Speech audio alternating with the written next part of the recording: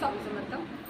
कुंडलीत ग्रह कसे असो, म्हणजे कुंडली तुमची कशी असो, चांगली असो वाईट असो, पण आपल्या काही सवयींमुळे आपण आपले स्वतःचे ग्रह खराब करून देतो. तसं सूर्य खराब कशामुळे होतं, तर तुम्ही वडिलांचा अपमान करणं, वडीलधाऱ्या माणसांचा अपमान करणं, सोबत तुम्ही उशिरा उठणं, त्यामुळे मग सूर्य खराब होतो. कारण एक सूर्य म्हणजे एक शिस्त, त्यामुळे तुमची ते शरीरात शिस्त नसते, लवकर उठायचं नाही, झोपायचं 10 वाजेपर्यंत टाकायचं, त्यामुळे ते सूर्य खराब होतो.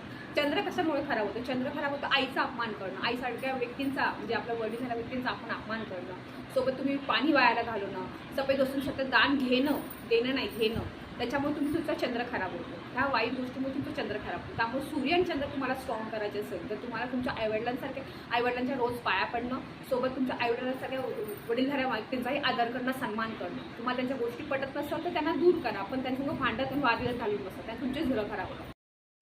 त्यामुळे आपल्या वडीलधारी माणसं आहेत, आई वडील असे आपले वडीलधारी माणसांचा नेहमी सन्मान करा, त्यांचा आदर करा.